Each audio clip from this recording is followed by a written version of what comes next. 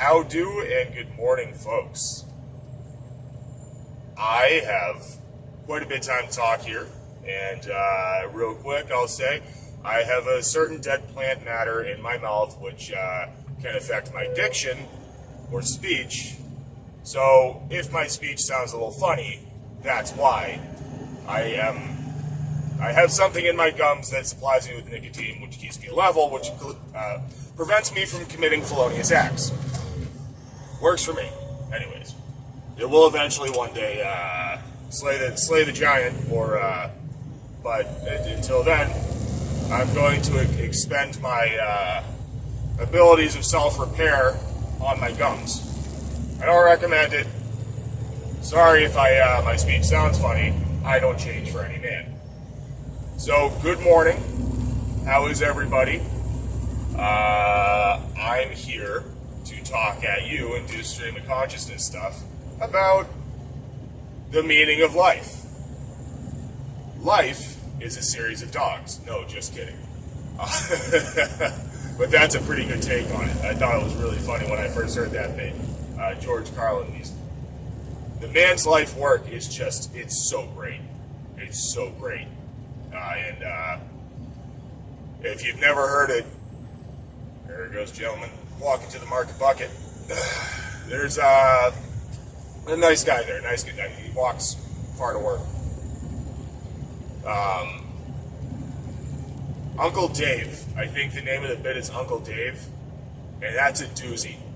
That's a hell of a bit by George Carlin, and it came out at an inconvenient time. I'm sure we can all think of it. You know, some people did something. That's about the time it came out, and yeah. Oh, hello. Hi. I'm sorry, waving to a coworker. So yeah, it's a really good bit. Uncle Dave's angry. Uncle Dave blames the world. The less time we spend blaming the world for our problems, the more time we spend solving our own problems, I think is kind of like my core message. It's really good. So I just want to talk about some stuff I want to talk about. And I spent a lot of time driving through a small town over here, and I see all these signs on the road that I think a lot of people are putting up with the best intentions, but with at least an incomplete data set. Like, do you understand? So this, excuse me. Ooh. All right, I'll take the wacky chewing tobacco out in order to not inhale small particles. What's up? Morning. You know those guys too. They're good dudes. Really good dudes. So,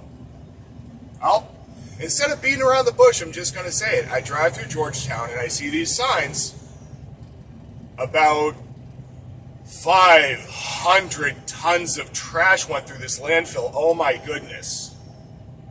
Oh golly gee, the horror of trash going through a local waste reprocessing center. And listen, I think a lot of people have the best of intentions. And I think some other people just don't like trucks in their town. And I get both. Trucks are loud, they're noisy, but they keep cities alive. And if you're gonna be upset about the trash, stop making so much trash. Reuse what you have. Buy durable goods, maintenance things. Stop buying the cheapest thing that makes funny noises and gets thrown in the trash or becomes scrap in 5 years. It stinks. It hurts to pay more. But I'm preaching. I sound like a freaking environmentalist, and I'm gonna like tell 7 stories that are anecdotes I'm trying not to be so preachy, but really, if you're gonna complain about the landfill in your town, which is not a landfill, it's a transfer station, here's something you gotta understand. That trash is going somewhere.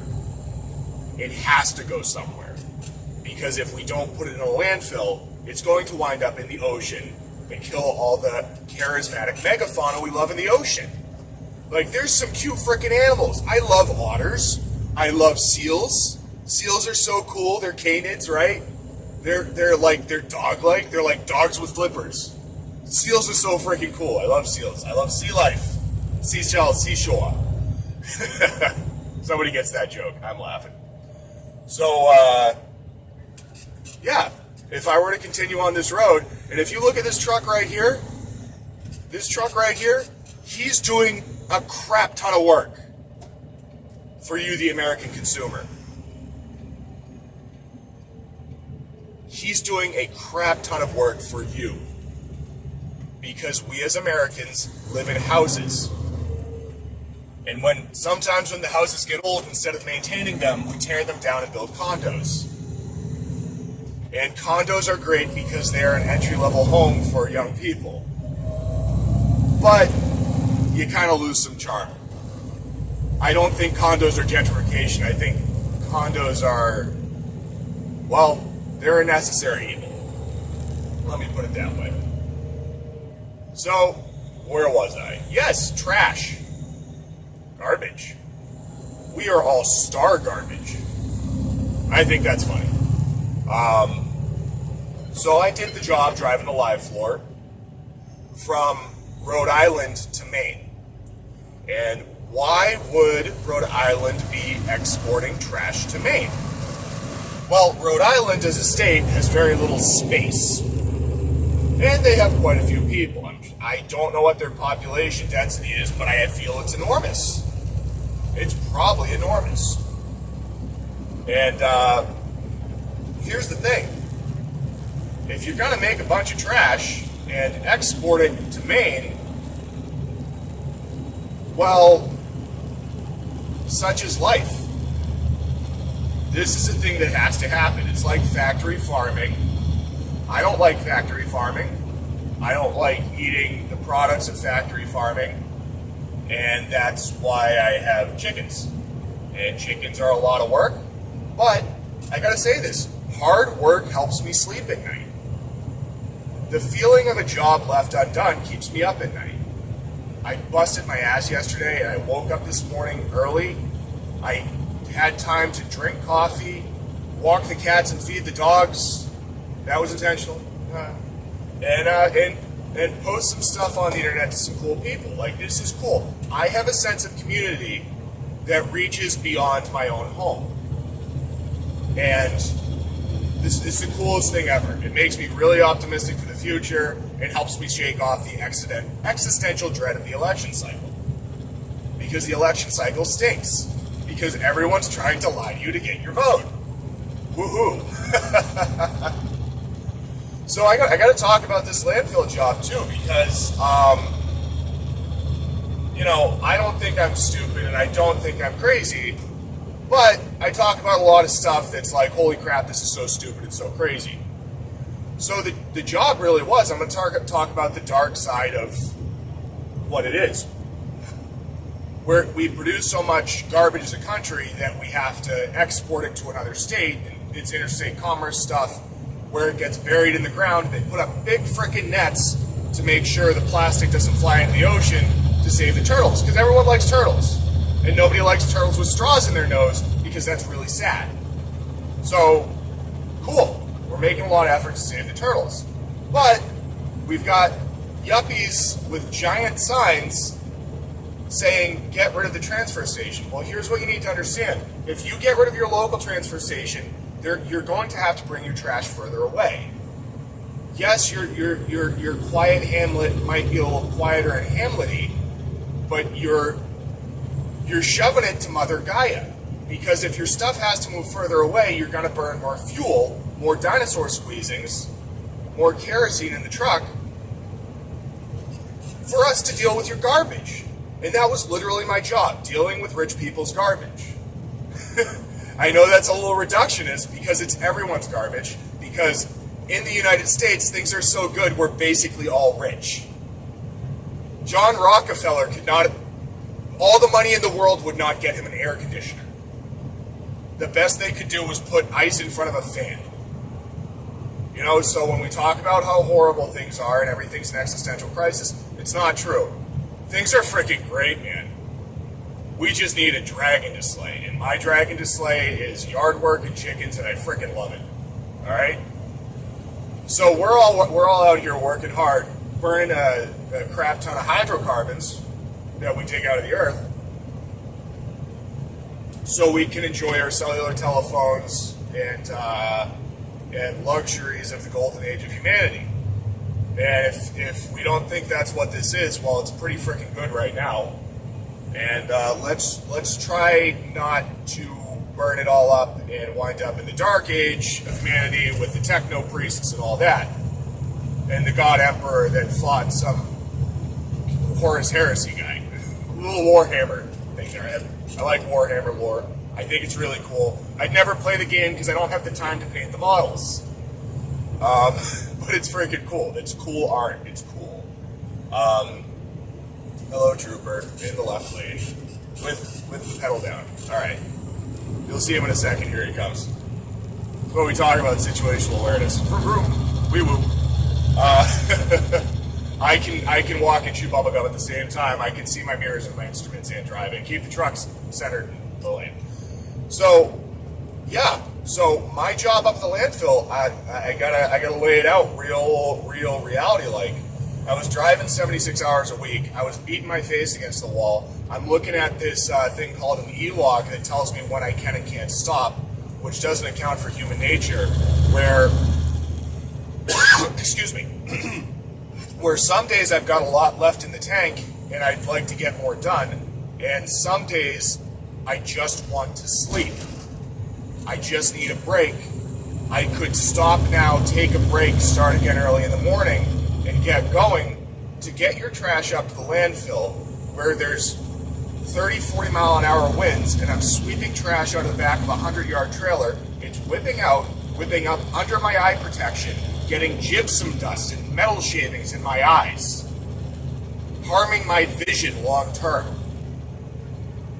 so that we all can have cell phones and houses. Somebody's got to do the hard work. And that was hard freaking work.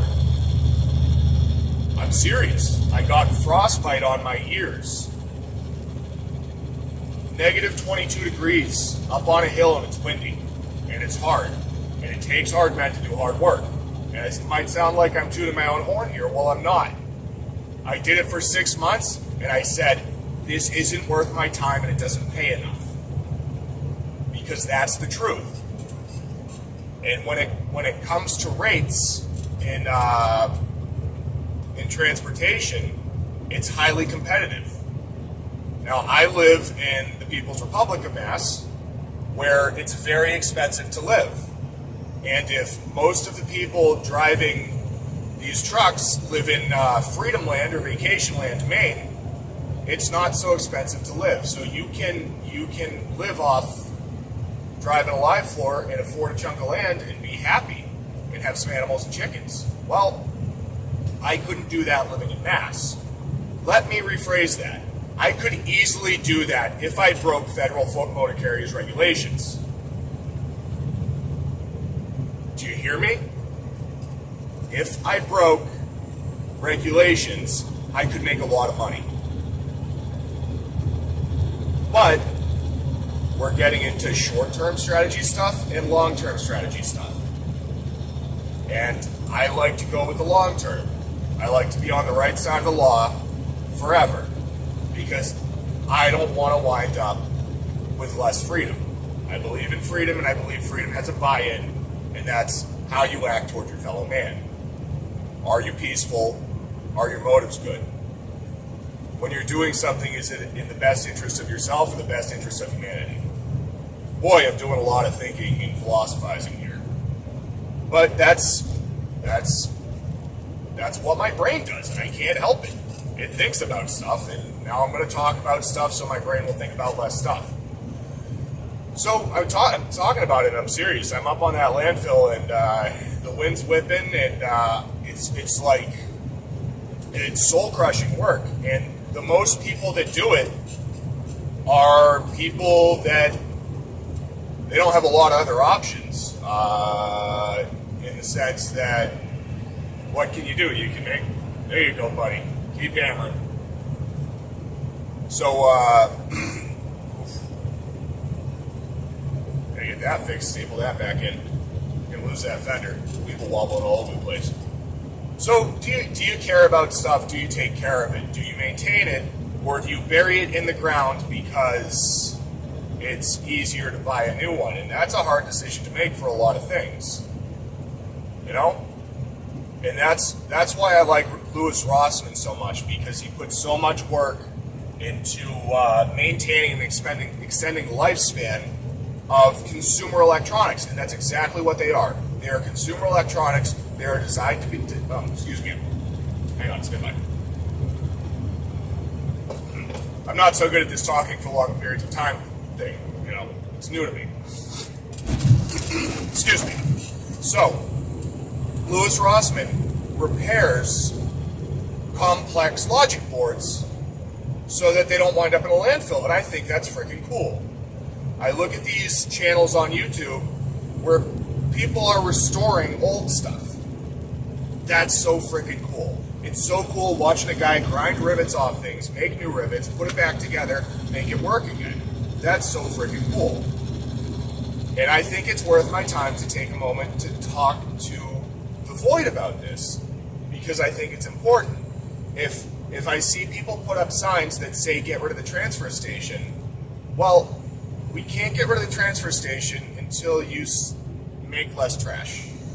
Let's see, do I want to go, which way do I want to go? Alright, based on volume and accuracy of traffic, I'm going to go this way. I like this way today. I'm not using the GPS today. I got to keep my brain doing something. So I think I've made my point there. I hope you understand it. Everything's complicated, right?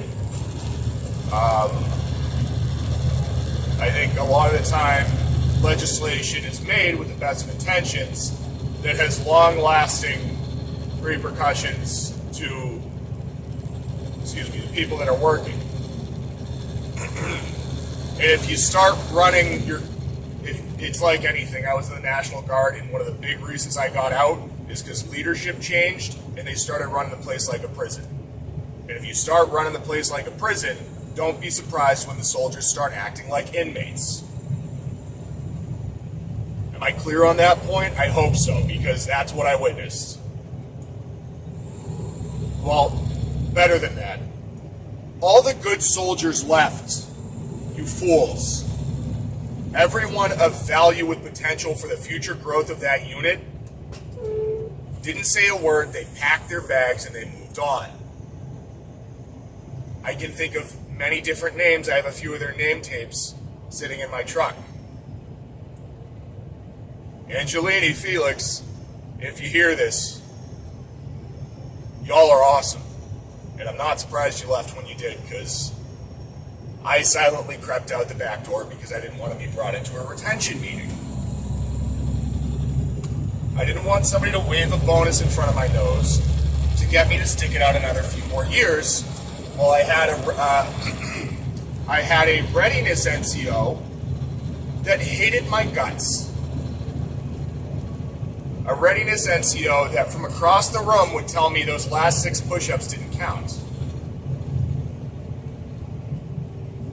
I think that's improper conduct,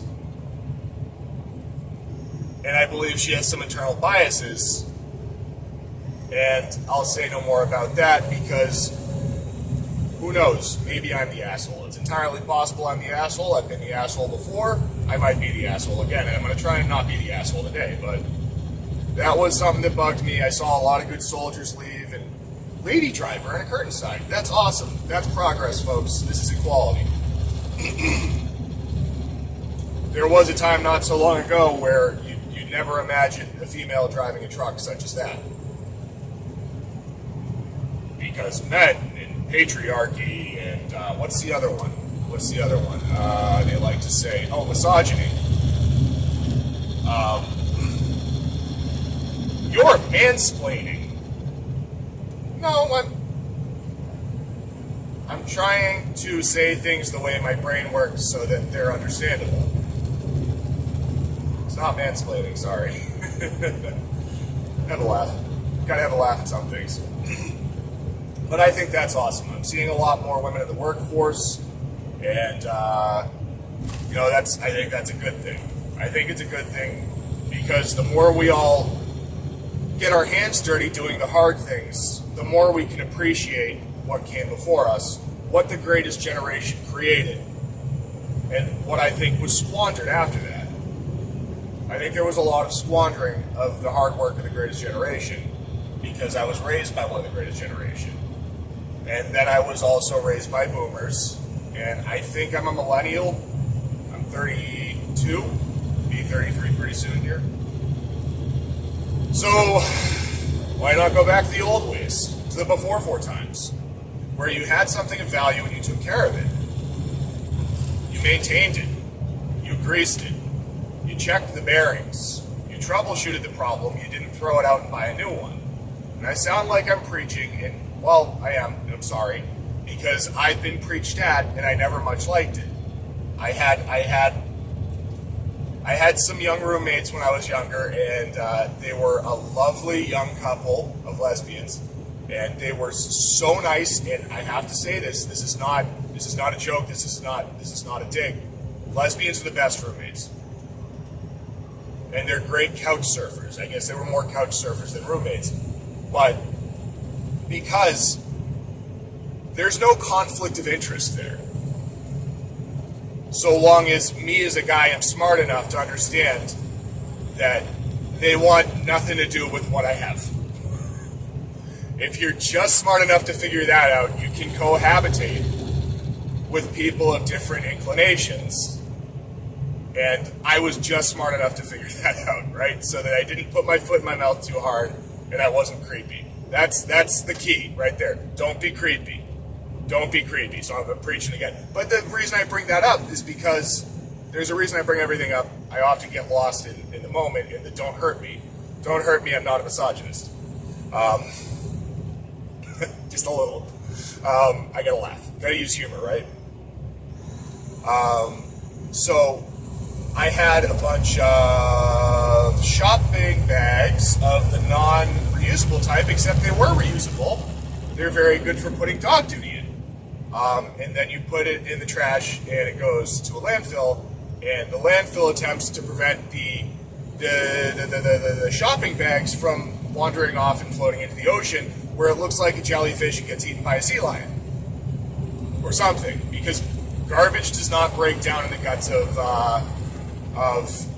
aquatic mammalian predators. It just exists. Or turtles. Turtles like to eat things that look like plastic shopping bags.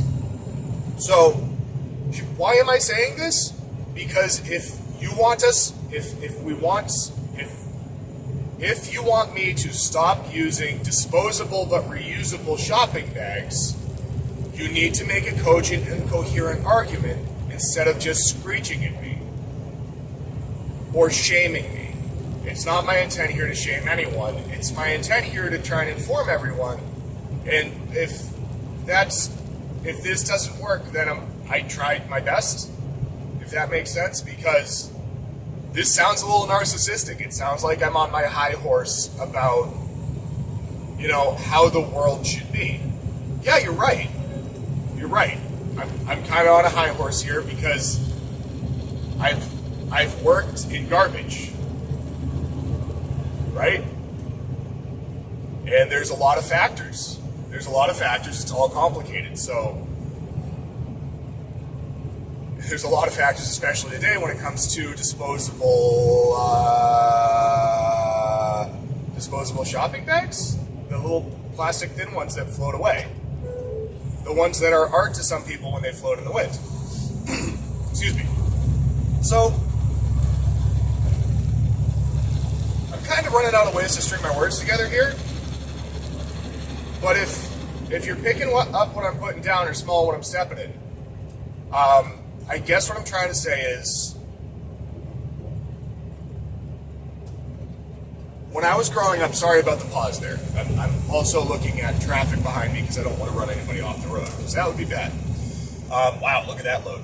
Anyways, I guess what I'm trying to say here is I always needed things explained to me in exacerbating detail. Like, I like to know the core of how things work so I can make informed decisions, so that I'm not beating my face against the wall like I was driving the live floor up in Maine, having my ears freeze off to make not enough money to take care of people's trash.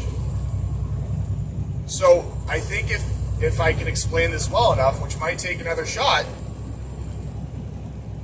maybe we can start reusing stuff instead of buying stuff and throwing it away on a rapid time scale. So, I don't know, maybe that argument makes sense, maybe it doesn't. I'm going to put it out there anyways, and please feel free to poke holes in my argument, criticize it. If it's in good faith, I will listen to it, I will thumbs up the comment, I will favorite it.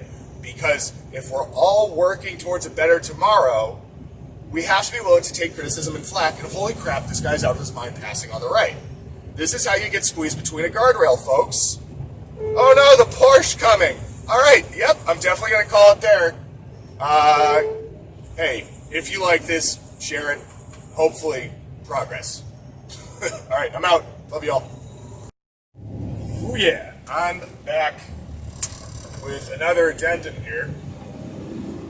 And so this is kind of about what I was talking about the other day with job site etiquette. And well, I wound up tell the story in it. I'm going to keep it real vague because I don't believe it's good to call out real people. But I got to give a huge shout out to Jeremy. Seemed like a real stand-up guy. Hey, I'm sorry I gave you an earful. I'm sure you get it enough. But I'm really glad I talked to you. I really am. I didn't even know that this the other guy you were talking about existed. And I didn't know that there was this beef in the Massachusetts trucking community. But Jeremy, you're the man. I'm sure you worked crazy.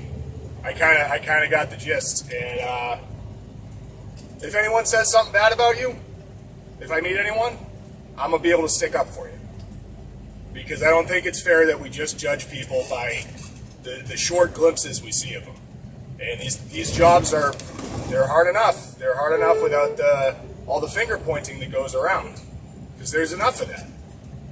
And, in the way fingers do point, they often turn right back around and get pointed at the person that said, you're the bad guy. So, just a little self-defense thing here. I gotta say this. I think I'm doing this for the best reasons and the best motives, because I know a lot of companies out there, they're having trouble getting help. And I'm just trying to talk about what I experienced, because nobody freaking told me, man. Sink or swim, right? Are you gonna sink or you gonna swim? You're gonna have a hard job, you're gonna have people above you that have reasonable or unreasonable expectations of what you can or can't get done in a given day. And every company's trying to grow, and every company's trying to make a buck. And I think what I'm saying here is we shouldn't do that at the expense of our employees, especially their sanity. And at a certain point, as drivers, you do have to stick your neck out for yourself and say, hey, you're pushing us too hard. I know we're all trying to. Let me be real clear and concise about this, because I'm not finger pointing. I'm just saying this is human nature. Salesmen want to sell things, they want to make sales. And that goes through a shipper that has to set reasonable expectations of what can and can't get done. But at the end of the day, it all falls on the driver where the rubber meets the road. So this stuff's all hard, and these are hard times, and I'm here. So I guess I'm going to share this on my Facebook. Oh, man. I need a way to talk. Hit me up in the comments. If you got something on your mind, something that's bugging you, maybe I can talk about it. Maybe we can try and find an amicable solution that doesn't involve more shouting and finger pointing. And what I said in one of my earlier videos is we must all conduct ourselves in accordance with the laws. And we must use our words and not threats, because well, those are really easy, but they're unproductive. So, I'll get off my high horse, but I'm glad I talked to you, man. I'm glad I took the time. I think you're a hell of a dude doing a hard job, and now I can advocate for you because we talked. Yield sign, yield. Come on now. Come on. All right, I'll leave it at that. Hope you guys are sick of my disgusting optimism bias. Good talking to y'all. Have a good one. One more thing. If I don't mention where I work, that's deliberate. I don't need any crazy chowderheads cutting me off and brake checking me because it's something that happened on the internet. Just circular logic there. Don't do it. Don't do it. You don't need to know where I work. I don't need to talk about where you work. I only talk about people in a positive light. Well, I try to talk about the good stuff because there's plenty of bad to go around. Once again, leave it at that. Peace.